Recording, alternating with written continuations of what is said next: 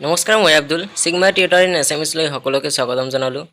বন্ধুসকল, আজি আমি এই ভিডিঅ'টিৰ যোগেদি ক্লাছ 8ৰ বিজ্ঞানৰ 16 নম্বৰ অধ্যায় পোহৰ নামৰ অধ্যায়টিৰ আমি আটাইবোৰ প্ৰশ্ন আলোচনা কৰিম। বন্ধুসকল, আমি আগৰ অধ্যায়বোৰৰ আমি ভিডিঅ' অলৰেডি দিছোঁ। যদি চাব বিচাৰা তেনেহ'লে ডিছক্ৰিপশ্যনত লিংক দিয়া থাকিব, তাৰ পৰা চাব পাৰিবা। বন্ধুসকল, আহা আমি আজিৰ ভিডিঅ'টো আৰম্ভ কৰোঁ। অনুশীলনীৰ প্ৰশ্নবোৰ আমি আলোচনা কৰিম। 1 নম্বৰত কি দিছে চোৱা যে ধৰা হওক তুমি এটা অন্ধকাৰ কোঠালিত আছা, এইটো আছা হ'ব। কোঠালিৰ ভিতৰৰ বস্তুবোৰ তুমি দেখিবানে? কোঠালিৰ বাহিৰৰ বস্তুবোৰ দেখিবানে? ব্যাখ্যা কৰা। এৰ উত্তৰ হ'ব যে কোনো বস্তুৰ পৰা অহা পোহৰ আমাৰ চকুত পৰিলে আমি বস্তুটো দেখো। বস্তুটোৱে নিজে পোহৰ নিৰ্গত কৰিব পাৰে অথবা বস্তুটোক পোহৰ প্ৰতিফলিত হ'ব পাৰে। যদি বস্তুটোৱে নিজে পোহৰ নিৰ্গত নকৰে তেতিয়াহ'লে এন্ধাৰ কোঠাত বস্তুবোৰ পোহৰ প্ৰতিফলিত কৰিব নোৱাৰে। সেয়েহে আমি অন্ধকাৰ কোঠাত বস্তুবোৰ দেখা নাপাওঁ। ইয়াৰ উত্তৰ এইখিনি হ'ব। তোমালোকে নোট কৰি ল'বা। তাৰপিছত 2 নম্বৰ প্ৰশ্ন চোৱা কি কৈছে যে নিয়মিত আৰু বিক্ষিপ্ত প্ৰতিফলনৰ পাৰ্থক্যবোৰ লিখা। বিক্ষিপ্ত প্ৰতিফলনে প্ৰতিফলনৰ সূত্ৰসমূহ বিফল হোৱা বুজায় নেকি? ইয়াৰ উত্তৰ আমি পাৰ্থক্যখিনি আগত দি দিছোঁ। ইয়াত পাৰ্থক্য দি দিছোঁ। ইয়াত চোৱা যে নিয়মিত প্ৰতিফলন আৰু বিক্ষিপ্ত প্ৰতিফলনৰ পাৰ্থক্য। 1 নম্বৰত দিছোঁ যে দাপনৰ দৰে মিহি পৃষ্ঠত হয়, আৰু বিক্ষিপ্তৰ পাৰ্থক্য হ'ল যে অসমান আৰু বিষম পৃষ্ঠত হয়। 2 নম্বৰ যে প্ৰতিফলিত ৰশ্মিসমূহ সমান্তৰাল হয়, প্ৰতিফলিত ৰশ্মিসমূহ অসমান্তৰাল হয়। এই দুটাকৈ আমি পাৰ্থক্য দি দিছোঁ, তোমালোকে চাই ল'বা। আৰু ইয়াৰ উত্তৰ এইখিনি হ'ব যে বিক্ষিপ্ত প্ৰতিফলনে প্ৰতিফলনৰ নিয়মসমূহ মানি চলে, অৰ্থাৎ প্ৰতিফলনৰ নিয়মসমূহ বিফল হোৱা নুবুজায়। ইয়াৰ উত্তৰ এইখিনি হ'ব। চোৱা 3 নম্বৰ প্ৰশ্নটো চোৱা কি কৈছে, তলত উল্লেখ কৰা পৃষ্ঠসমূহত পোহৰৰ ৰশ্মি গুচ্ছ আপতিত হ'লে নিয়মিক নেবিফিক্ত প্ৰতিফলন ঘটিব উল্লেখ কৰা। ইয়াৰ উত্তৰ আমি তলত ভালদৰে দি দিম, এটাৰ পিছত এটা। ক নম্বৰৰ উত্তৰ আমি দি দিছোঁ এই লাইনটোত। এইটো হ'ল ক নম্বৰৰ উত্তৰ। খ নম্বৰৰ উত্তৰ হ'ল এইটো। গ নম্বৰৰ উত্তৰ হ'ল এইটো। তাৰপিছত ঘ নম্বৰৰ উত্তৰ হ'ল এইটো। তোমালোকে এইবিলাক চাই ল'বা, নাইবা স্ক্ৰীনশ্বট মাৰি ল'ব পাৰা। তাৰপিছত পৰৱৰ্তী প্ৰশ্নলৈ আগবাঢ়ো। প্ৰতিফলনৰ সূত্ৰসমূহ লিখা। প্ৰতিফলনৰ যে সূত্ৰ আছে সেই সূত্ৰসমূহ লিখিবলৈ কৈছে। ইয়াৰ উত্তৰ হ'ব যে প্ৰতিফলনৰ সূত্ৰ আপতিত ৰশ্মি, প্ৰতিফলিত ৰশ্মি আৰু অভিলম্ব একে সমতলত থাকে। মনত ৰাখিবা যে আপতিত ৰশ্মি, প্ৰতিফলিত ৰশ্মি আৰু অভিলম্ব একেখন সমতলতে থাকে। তাৰপিছত 2 নম্বৰ যে আপতন কোণ আৰু প্ৰতিফলন কোণৰ মান সমান। আপতন কোণ আৰু প্ৰতিফলন কোণৰ মান সমান। 5 নম্বৰটো চোৱা, এইটো ডাঙৰ প্ৰশ্ন হয় যে আপতিত ৰশ্মি, প্ৰতিফলিত ৰশ্মি আৰু আপতন বিন্দুত থকা অভিলম্ব একেখন সমতলত থাকে বুলি দেখুৱাবলৈ এটা ক্ৰিয়াকলাপ বৰ্ণনা কৰা। ইয়াৰ উত্তৰটো বহুত দীঘল হ'ব, মই কৈ দিলে ভিডিঅ'টো বহুত ডাঙৰ হৈ যাব, সেইকাৰণে তোমালোকে চাই ল'বা, স্ক্ৰীনশ্বট মাৰি লোৱা, তোমালোকৰ সুবিধা হ'ব, পিছত নোট কৰি ল'বা। এইখিনি হ'ব উত্তৰ। তাৰ পিছৰ প্ৰশ্নলৈ আগবাঢ়ো। 6 নম্বৰ প্ৰশ্ন যে খালী ঠাই পূৰ কৰা। খালী ঠাইবোৰৰ আমি উত্তৰ ইয়াত শ্ৰেণীবদ্ধভাৱে সজাই দিছোঁ যে ক নম্বৰ উত্তৰ 2 হ'ব, খ নম্বৰ উত্তৰ হ'ব বাও, গ নম্বৰ উত্তৰ হ'ব ডাঙৰ, আৰু ঘ নম্বৰ উত্তৰ হ'ব কম। তোমালোকে চাই ল'বা। তাৰপিছত 7 নম্বৰ শুদ্ধ উত্তৰ নিৰ্বাচন কৰা। আপতন কোণ প্ৰতিফলন কোণৰ সমান, এইটো কি হ'ব? এইটো হ'ব ক নম্বৰ, সদায় সমান হ'ব। আপতন কোণ প্ৰতিফলন কোণৰ মান সদায় সমান, এইটো হ'ব ক নম্বৰটো উত্তৰ হ'ব। তাৰপিছত 8 নম্বৰত আছে যে সমতল দাপনত গঠন কৰা প্ৰতিবিম্ব কি হ'ব? সমতল দাপনত যে প্ৰতিবিম্ব গঠন কৰে, প্ৰতিবিম্বটো কি হ'ব? ইয়াৰ উত্তৰ হ'ব খ নম্বৰ। চোৱা যে অখত দাপনৰ পিছফালে আৰু লক্ষ্যবস্তুৰ সমান আকাৰৰ।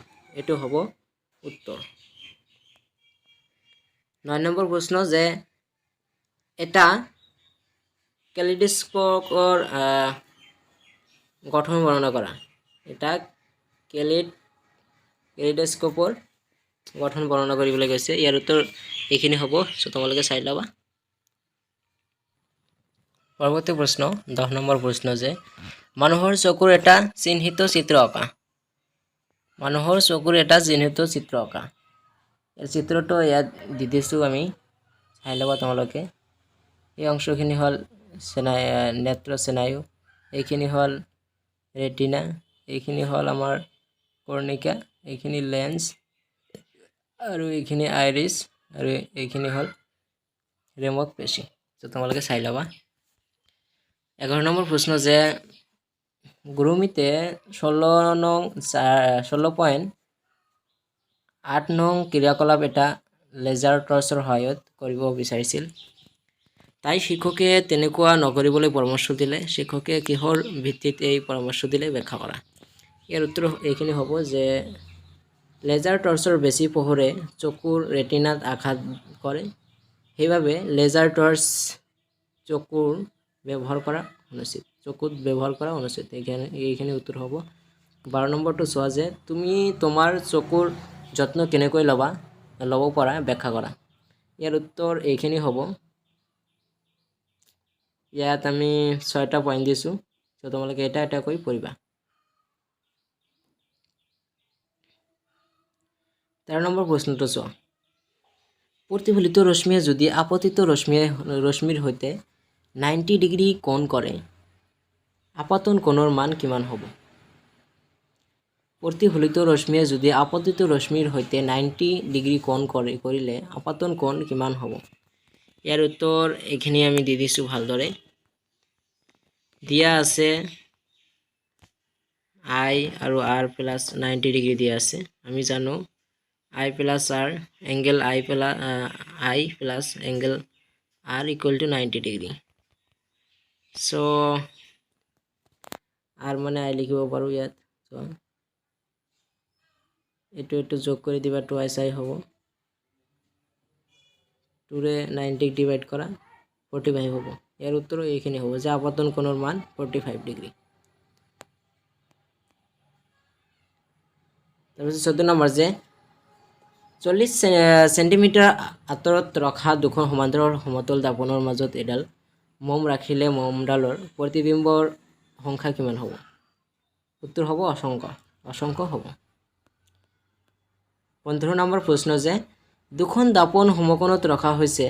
চিত্ৰত 16.19ত দেখুওৱাৰ দৰে এটা পোহৰ ৰশ্মি এখন দাপনত 30 ডিগ্ৰী কোণ কৰি আপতিত হৈছে। এতিয়া দ্বিতীয়খন দাপনৰ পৰা প্ৰতিফলিত হোৱা ৰশ্মি অংকন কৰা। ইয়াৰ প্ৰতিফলিত ৰশ্মিটো এইখিনি হ'ব। সো তোমালোকে এইটো চাই ল'বা। প্ৰতিফলিত ৰশ্মিটো এইটো হ'ব। তাৰপিছত 16 নম্বৰ প্ৰশ্ন যে চিত্ৰত দেখুওৱাৰ দৰে এখন সমতল দাপনৰ এমূৰে এই স্থানত প্ৰজ্ঞান থিয় হৈছে। সি দাপনত নিজক দেখা পাবনে? তদুপৰি সি পি কিউ আৰ স্থানত থকা কোনো লক্ষ্য বস্তুৰ প্ৰতিবিম্বত দেখা পাবনে? ইয়াৰ উত্তৰ এইখিনি হ'ব। সো তোমালোকে চাই ল'বা, এইটো নোট কৰি ল'বা। 17 নম্বৰ প্ৰশ্ন যে সমতল দাপনৰ সন্মুখত এই স্থানত থকা কোনো লক্ষ্য বস্তুৰ প্ৰতিবিম্বৰ অৱস্থান দেখুওৱা। ইয়াত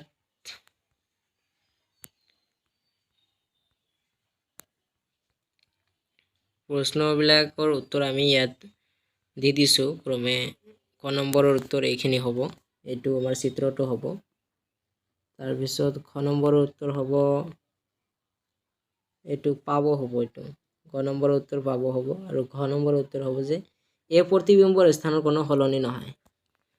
বন্ধুসকল, আজিৰ প্ৰশ্ন ইমানখিনি আছিল। যদি ভিডিঅ'টো ভাল লাগে তেনেহ'লে এটা লাইক কৰিবা, আৰু চেনেলটো যদি ছাবস্ক্ৰাইব কৰা নাই তেনেহ'লে চেনেলটো ছাবস্ক্ৰাইব কৰি আমাৰ লগত থাকা, আৰু ভিডিঅ'টো তোমাৰ বন্ধুবৰ্গৰ মাজত শ্বেয়াৰ কৰি দিবা যাতে তোমাৰ নিচিনাকৈ সকলোৱে পঢ়িব পাৰে।